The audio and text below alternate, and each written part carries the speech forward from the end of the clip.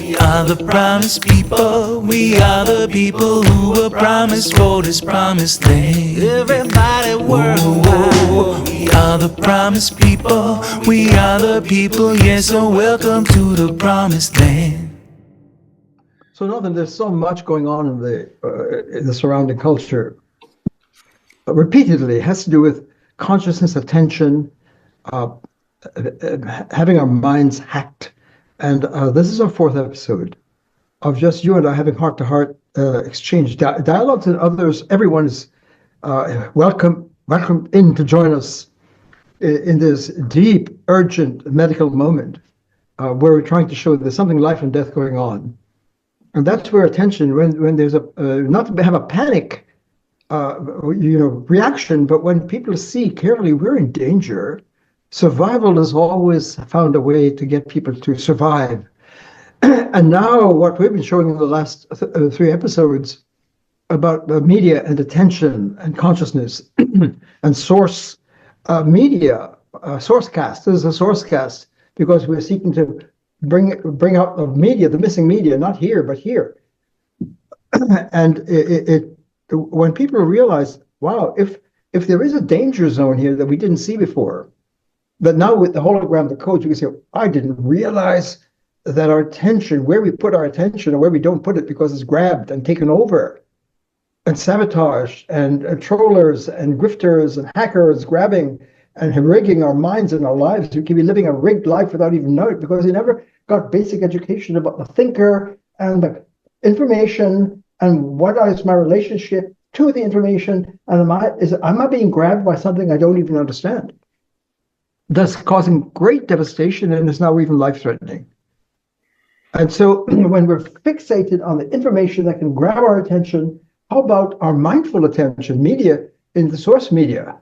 If this is where we're going to come to life, and this is deadly and this is lively, right? Well, that's going to attract our attention and break the trance. So breaking the trance means we're captured, and we don't know it. So what we're seeking to do in our medical narrative is to expose with the code that were conflated all in one space. There was code chaos, and we know in politics now if someone can can create chaos in the public space, then you can't focus.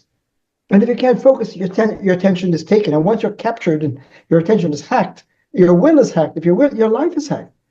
And if you see the devastating consequences of being lodged in a mental operating software that we didn't see before, but now we're seeing it and we're saying, damn, look at the consequences of that for my life. Then that medical emergency can grab our attention and call us. You don't just grab our attention. We want to become mindful, to wake up, to be mindful. So that's a thing you've been talking about. So I want to toss it to you and see what your thoughts are about where we are now in terms of the attention disorder. Mm-hmm. Attention is a disorder. And if we're not mindful, it's attention deficit, incompetence disorder. Mm-hmm. So attention, are we competent or incompetent? Are we critical thinkers? Are we gullible and captured, or are we free? This is huge now. Mm-hmm. And I want to just invite you, I'm just jumping off. I know I'm jumping right in our heart to heart. What do you think? That's what I love, just jumping right in, especially with our time constraints. So we'll go for half an hour. Remember, we don't want to go for more than a half an hour. Yeah. I hope everyone knows everyone is welcome.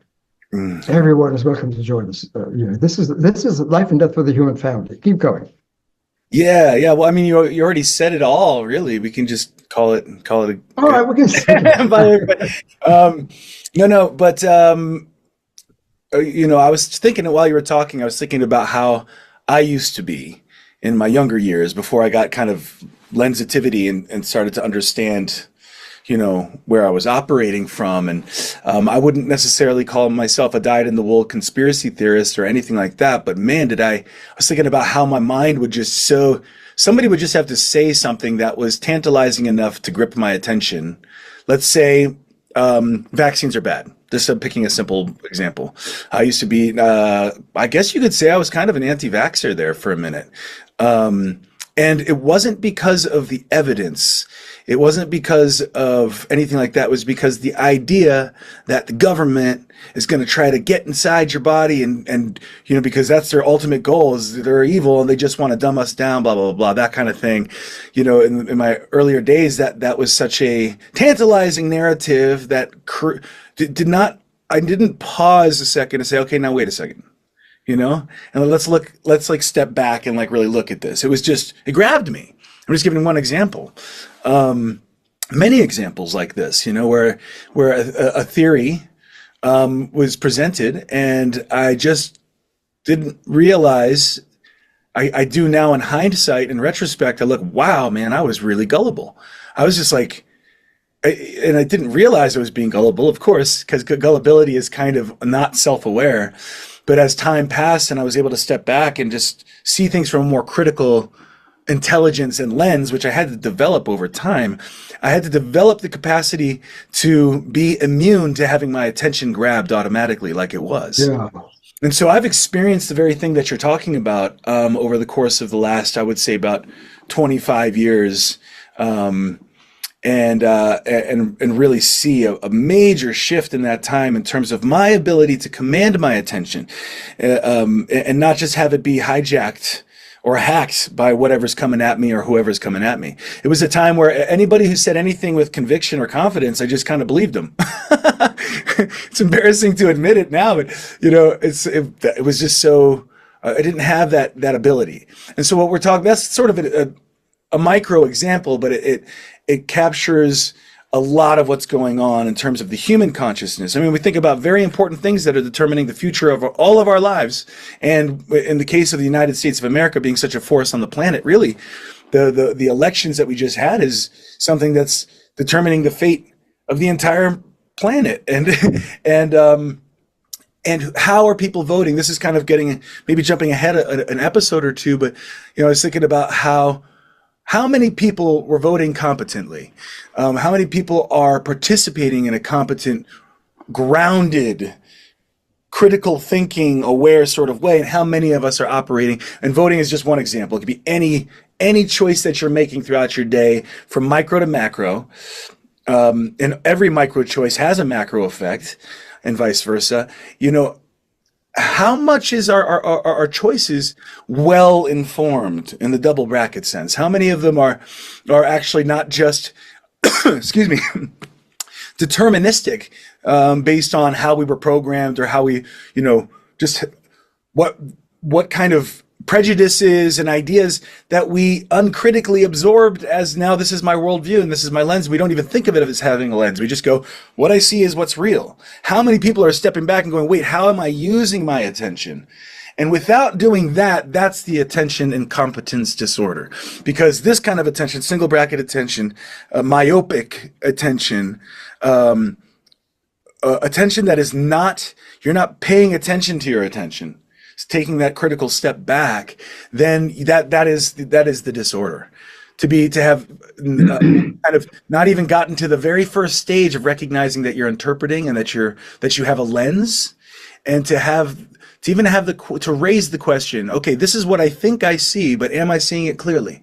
And how do I step back? I don't know a lot of people who are asking these questions. A lot of the people I see, whether it's in the media or in the community or whatever, it's just saying things so matter-of-factly without any of that critical kind of stepping back awareness.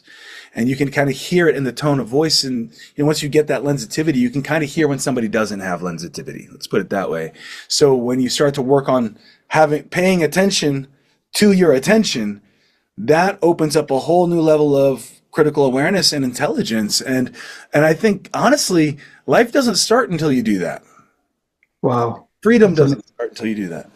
This is huge. I'd like to really talk about. I'd like to really just draw out some of what you're saying, because in terms of the public space, people are not educated to know that when you say that here's the information space on the screen of where we are aware. That's where we're seeing everything, our information. It's coming at us. Here we are. The question of our lens, what does that mean? Is we didn't stop to realize that what I'm reading the data coming at me. And if it's coming at me with very forceful, to grab my attention, or if it's like negative attention, or it doesn't matter if it's true or false. What the information here is being interpreted by us. That's one point. And when you interpret it, let's say the will, this is huge. The will, I'm using my vote, my rational power, my reason. I know it's small, but my will to say yes or no on the content.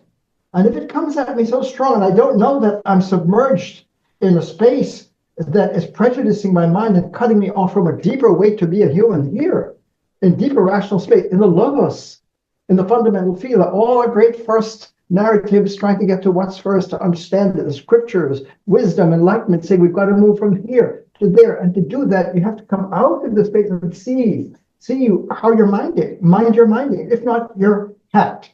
If you're hacked by the code, it's got you. And all you do in your life, you're living your life based upon how you're interpreting. What do you mean? I'm reading it. Here's the data coming at me, right? In the media, in life, nature, experience. It's all going on here. So this is up to space that we're seeing. How do we do with that? Whether it can grab my attention, my will, right? And I can say, yeah, I can consent to it, to the information. And that would be a narrative, a theory, a narrative, an ideology that's being presented in media about a vast diversity of different narratives coming at us in the chaos of everyday life, in the space of consciousness. And it can grab it and be so chaotic, we don't know what's true or false. And that can happen internally too, not just what's coming at us from outside, but even what's playing inside our own mind, what we're paying attention to within our own consciousness. So it's not just... Yes, because let me, if this is the place of information and it comes at me, my own inner life is being processed there too. That's I'm right. hungry, thirsty, I hate you, I like this, I'm going to vote for this, I want this, all that psychic experience is being interpreted in the information space too. Mm-hmm. So I can, okay, you're right, you say it's external or internal, it's still being processed on the screen. We don't realize, what do we mean by the lens? I can have a biblical narrative I'm subscribing to as a person in a Jewish, Christian, Muslim, for example. That's the lens I'm seeing my story here. And I say yes to Jesus, or yes to Moses, right? Or no to whatever it is. I can say yes or no to the story. The God story narrative can be here. And I can say yes to it. Here's what is a belief? It's when you use your will to vote yes and embrace a narrative and say, this is my truth. This is my worldview. This is my story. This is true. And I can have science lens, a physics lens, a Big Bang lens, and have a Big Bang narrative that I subscribe to with my community of scientific friends in that community together. We conspire together to agree that this is the truth. So how do you use your will? If your will is laboring under a software that we don't realize that our relationship with our wills and our judgment and our beliefs, saying yes or no to information and coming at us, and it can grab us. It can be shocking news. It can be shocked at almost at the reptilian level of the brain before we even have a chance to think about it or know it or praise it or evaluate it. Mm-hmm. I heard you say all of that. So the critical human is one who is paying attention. All the great wisdom says, mind your minding. What do you mean? Pay attention to the software that's shaping all your life. And the public media, and media space, and now we're seeing it's flooded in such a way that who knows what's true. It depends on your perspective. What lens are you with? What story are you subscribing to? You got your story, I got mine. Your story is your meaning, my story is my meaning, and my truth is not your truth, and so it's relative to the individual mind. Truth is relative to what you believe, and using. And when you vote, you're using your will. I vote for so. And if we're not minding our mind, we're gullible. And we're not being a critical, rational being in freedom of the will. So is our will captured and hacked? Are we consensual self-hacking to a code that we never critically stood back to so deep? The software that's governing our lives that we're born into all our lives, and all the people are living in this software. And the great teachers say, back up and pay attention, mind your minding. What's that? Mindfulness. So mindfulness, the vote to become a mindful human being, a critical thinker, go into source science, deep science, truth.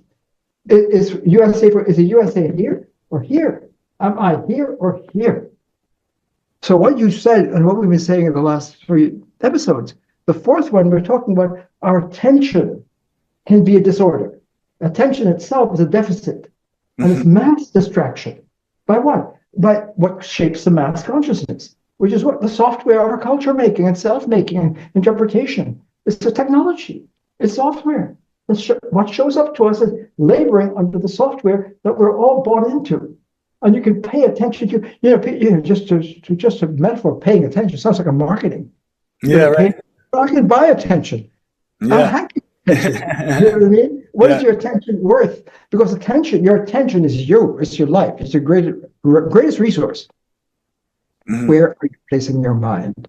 And do you know you have a choice with your will to play this game of the everyday common sense culture, the mass culture, media, or we're trying to bring source media. What's a source? Going into the deeper space of logos, rational space, the lights of reason. We hold these truths to be self-evident: life, liberty, well-being. And one of the things coming out all around in the panic now about your media and being hacked, and are we free? If we're hacked, forget about the machines, the voting machines, then we are the voting machines that are already hacked. If you hack, if you can command them, then you're already got the vote. Yeah. So this life could be rigged. My life could be rigged by consensual immersion within a software that we never listen to the great teachings and critical thinking of rational, to mind your minding and become a mindful human being. Freedom, the land. This is the land of the free. So what I hear in the news now, and I'd like you to respond to this, people say, this is so powerful when something grabs your attention. That's attention deficit. When you're gullible, you can be hacked. And you can hack yourself. Credulous, yeah. You're credulous. Credulity is, believe it or not, someone speaks with authority and affirming. It doesn't matter true or false, it doesn't matter anymore. It's how forceful is it coming at you, the information. And if it's disinformation hitting you, it can just dominate your will and your attention. It can command and commandeer your attention. And then you're hacked, right? And you can be hacked for life. This is tragic. And furthermore, when we see the great first narratives of wisdom and enlightenment say, this is a medical emergency, people. Being cut off from the source of being is a danger zone. It's like a cultural Titanic. It's as if this is almost like a boat that's in trouble. I mean, I'm doing this to kind of suggest to invest. I see it. Maybe when we see, not to panic, do you realize that we are deforming ourselves? We're not well formed. We're not awakened, rational persons, humans, free beings, yet we're really held captive. That would be an alarming thing to discover. And if we're raising our children as objects and ourselves as objects, the subject here who's raising us, using and objectifying all the information, and we're living in this information space, this version of information. Think of the word information. What is this? This is fundamental form. The logos, Yahweh, Allah, Brahman, Om, Tao, form, Shunyata, Buddha Dharma, ethics, form. And if you're deformed and disformed and uninformed. So to be well-formed, to be a well-formed human being, a person, a free being, you've got to really cast this off. What with your will? You realize your will is not only immersed here. And that's why this hologram is so revealing, because it says, even though we're here, this is holding us. The fundamental field of being is making this possible to work. Would you put the I? Would you write the I in the double brackets, or I am, however you want to do it? I just want to see that up there at top for contrast's sake. Yeah, yeah. So here's I. So here's the way you could be here or here. Wow, that's what I'm trying to say. Your higher self is with you already. This is always here holding this. So the journey from here, I, to I am, is just a step back from the software that's holding you. And that's breaking the trance. That's the essence. That's breaking the trance. That's exactly right. To get out of the malware. That's what this. To see it, yeah. To see that is whoa. So you're already I am. Your high self is with you already. The source is right with you. And our SourceCast is attempting to bring to life this hologram to sound the alarm. In the sense now, then we're with whistleblowers, with the great teachers and scriptures that are all saying, check this out. This is not good. We're suffering. We're broken. We're fragmented. We're polarized. We can't be we the people. We've got to become critical. We've got to awaken consciousness, which is not in here. But to change the code, the software, and come into a deeper space, enter the zone of I and thou, sacred space. This is unsacred and this is sacred. Yeah. This is pre-rational, this is rational. This is pre-citizen and this is citizenship. Why? Because a person is a logos sapient. Living in the light of logos is a critical rational being. And if we see that, if we can help the public see the hologram for the first time, as never before, he says, damn, this is not good. That is going to be a mass attraction. Yeah. And to understand that you can be in that lower space and be a good person. It's not like a put down to say that that's where the community of humans right now are largely in just that space. It's not a put down. It's more like a doctor saying to the patient, like, okay, you've got this illness of whatever kind. It's not a put down. It's saying, look, if we're going to get better, we got to see the illness. We got to see that you can have the best intentions inside of that lower space of information, disinformation, where the attention is hijacked and hacked. And we can try all of our activism and all of the things we're trying to do to make things better, be it on the personal level or on the global level. We're swimming upstream. It's like trying to like stop the Titanic from sinking by just keep on using buckets to get the water out of the boat, and not being able to keep up. We're not able to do it in that space because we need to activate that deeper level of will power and consciousness power that's outside of the trance space if we're going to really make things better. So even our best intentions are getting just flushed down the toilet, so to speak, Because the word, all this vocabulary is in here. What is intention? Attention is what I focus upon, right? Single bracket focus. But what is my intention? My will, I intend to open the door. I intend to lose weight. I intend to vote. I intend to see my lover. It's a thought that I'm saying I intend. You intend a piece of information, right? But when you're intending here and attending to source first, that source, being, reality, source, sacred ground is holding you, that you couldn't be without it. That intentionality is a free will. So the will here is free. That's the vote. You can vote here. The will here is not a free will. So ethics is when we say, wow, am I laboring in my whole life in a matrix, a code, a grammar, a logic, software, whatever name, that's running the show and running my mind and my attention. It's grabbed us, and we're all in a way hacked by this, right? And to use biblical language is we're born in sin. What is sin? A software that puts us first and not see what's first, and hence we're cut off from connection to the source. And we need to not convert, but invert to go this first to source first. And that's really what we're trying to do with our SourceCast. And that's a prerequisite. That's a prerequisite for any processing of any information in any form of any kind. Because if we don't address this first, we're not truly critically aware in the deep sense. We're not really tapping, because one of the lamentations I hear echoed more and more and more, people just don't know what to believe anymore, especially with artificial intelligence and all the ways that information and even visuals and deep fakes and things can be replicated. Like, people really don't know what to believe or how to believe, because they're still in the doubt space. Their whole world existence is dubious. So how are you going to have confidence in how you're perceiving reality if you haven't even taken the critical step of stepping back from your lens and seeing the software? This is huge, Nathan. The great philosophers know when you say this is the doubt monster here. The doubt monster can control the space and say, look at what I've got here. Isn't that amazing? To attempt and you to say yes, to hack you, right? So why is this ungrounded? But here's the ground. What do you mean? Here's where you have self-evident truth. It's not evident to me. What is evidence? What I take to be proof and evidence to support a belief. And if I believe something, and why is it true for me? It's true for me. Why? Because I believe it with my will. I vote on it. I believe it. This is my Lord. right? Or this is this is my party, or this is my vote, or this is my belief. That's something your will is doing. And if you haven't, and the doubt monster, because of separation from the thinker, from the content, the information that you're buying into, or is capturing you, buying and selling and trading and information.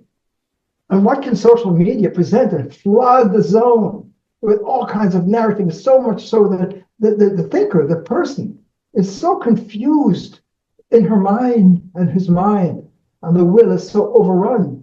And since you're not grounded, you're you're credulous, you're hackable. You don't know, so you're going to say, yes, I believe this. And you can easily fall into what's called a conspiracy theory. But all of the theories, all of the narratives that you're believing are belief systems, is what you're subscribing to. Mm-hmm. You subscribe to a narrative, and you can subscribe to many at the same time.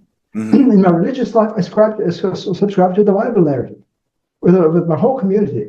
As a scientist, I subscribe to my physics or my biology or computer science. As a citizen, I subscribe to my ecumenical political life, where I keep my religion out of my politics. You know, as someone doing yoga, I subscribe to the yoga I'm practicing, and so forth. Mm-hmm. And you don't realize when you have all of these different belief systems going and you don't have a way to sort it out, you're a mush. Because the you that's biblical and the you that's scientist and the you that's in yoga and the you that's crossing worlds is different versions of you. You can be fragmented. And then the doubt monster owns you. Yeah. That's what Descartes, for example, saw. Mm-hmm. That even mathematics, 2 + 2 is 4, right? He said, what if there's a demon force, a negative force, that's grabbing my mind to make it look true, and it must be true, when it's not. And therefore he realized it was just my opinion. And then he stepped into the I am. He said, I'm stepping back. And his meditations on first philosophy. He was looking for the universal grammar of what is first. He had a dream. I'm going to get there. Great mathematician and philosopher and logician. So he said, I'm stepping back from my culture, my belief system, my psychology, my mind, my body, the world, nature. And then he found he was I am, without any information. Wow.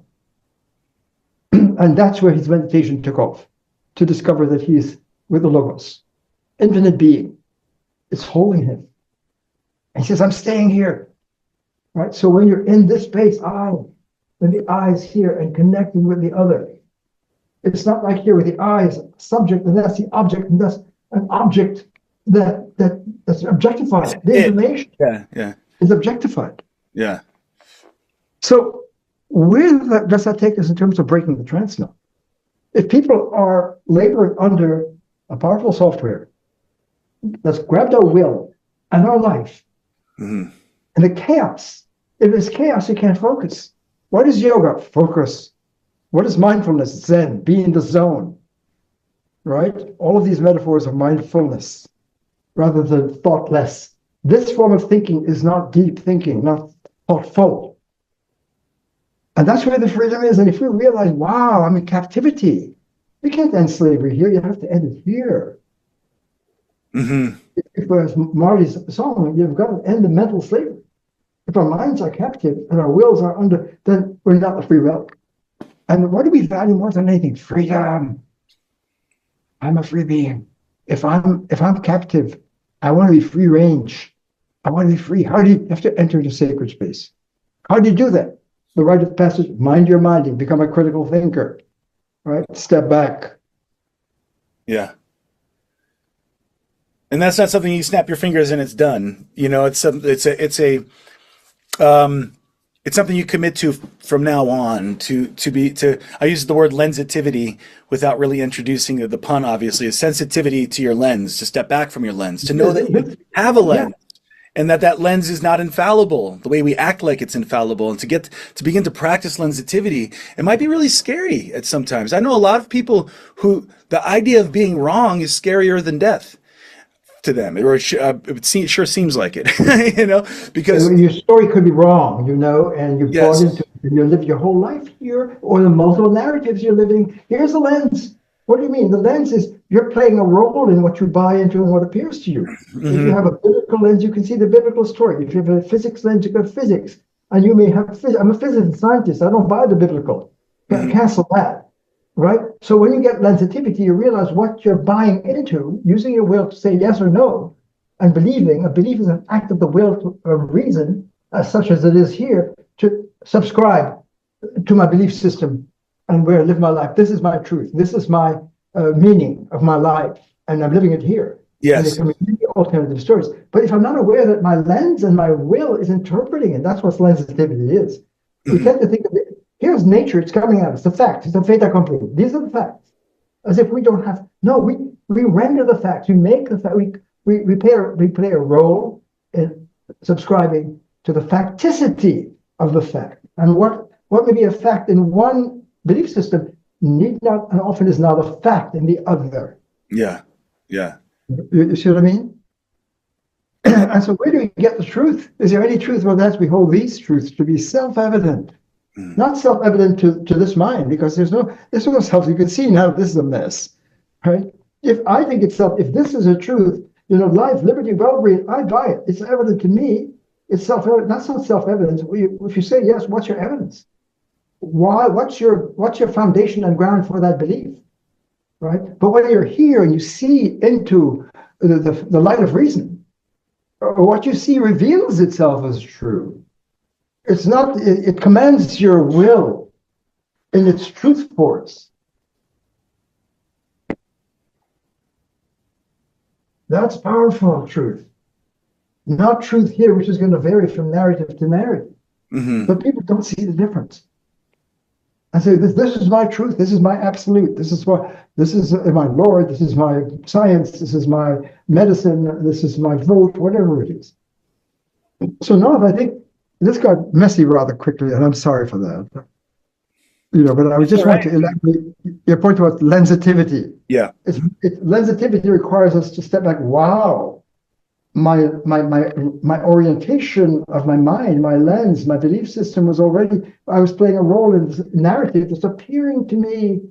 And if I change my lens, I change my narrative. And if I'm objectifying my lover or the work of art, I'm treating it as an object. I'm not meeting her. I'm not meeting him. I'm not meeting the work. I'm not meeting nature. I'm meeting, right? Here it's intimate connection in the flow of unum pluribus, the unifying force with diversity. There's diversity, but unum in the diversity. This is where you can get married. This is where you have love. This is the Valentine's. Here I am the object. And if we're raising our children in objectified space or facing the other as an object, then something profound is wrong in this objectification of self and other. And when we see that, it's going to be the news, this news is going to jolt this sleeping or being hacked. If you realize I'm being hacked by software that I didn't realize it, and it's shaping all the details of my life and my many narratives and my psychological confusion, my existential nihilism and skepticism, and all of the disorders of existence by being cut off from the flow of the zone. When people see that, they can say, I want to get out of here. I need a life raft to cross, right? Well, we're already coming up on our end time. Oh. But I think getting started. Really getting started. Attention incompetence disorder, single bracket attention is. We need attention can be a disorder. Yeah. Right. Rather than this form of mindful attention, awakened reason, critical thinking, freedom, life, liberty, well-being, everything's at stake. If this is ill-being, why? Because it's cut off from being, which is why the infinite flow of the infinite source, which is being, the infinite word. We're using the word logos, but whatever your favorite name, if you want to use Yahweh or Allah or Brahman or Ta or Om or Buddha nature, but the infinite, that can be scattered because the infinite can be shattered. So all of them are meeting here. This is the common ground of the infinite source of reason, of the light of reason. It's a global space. It's sacred space. And we're migrating from here to there. Not that that's another episode we can follow about a citizen here is not pre-citizenship, because a citizen is one who can take an oath to the light of reason. We're officers of Logos. We're Logos kids, not Lego kids. And once that is exposed and brought out with a hologram, right? What is our deepest longing? To become a whole person, to be intimate, to find love, to find ethics, nature, sacredness. Everything important is in this transition.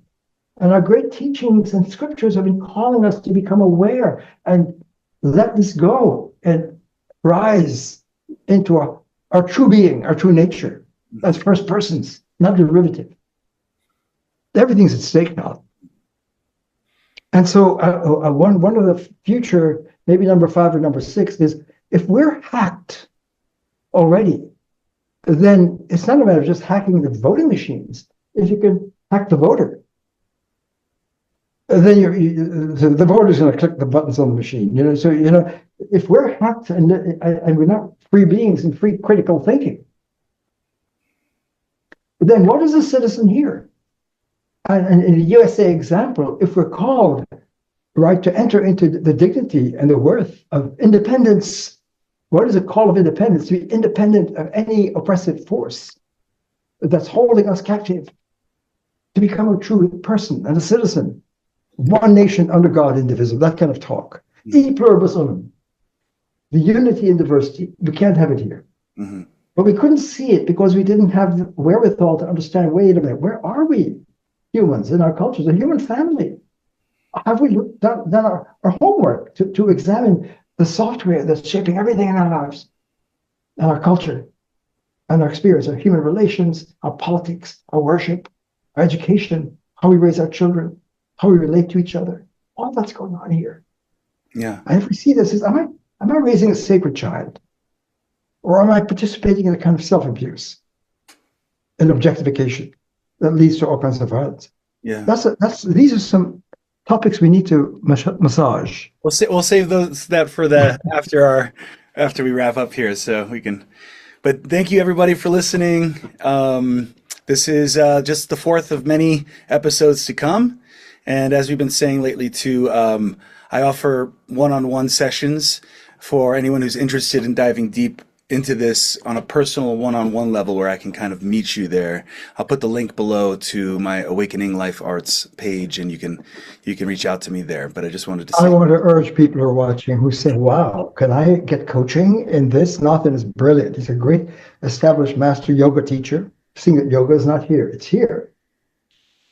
The different teachings in popular culture of self-help and coaching and all of that, if it's not facing this as a first order of business, saying, folks, let's pay attention to the software in which and if they're speaking into here and not bringing this up, then it's already self-defacing. Nathan knows how to do this.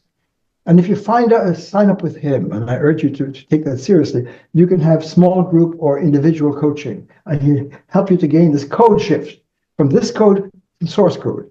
And code education, to become aware of your code and the consequences of it and the code effects of being here and the importance of well-being and entering into the life code of Source, which are great wisdom teachings across the planet, and scriptures are urging us to go here, leave this, put this first. That's who we are.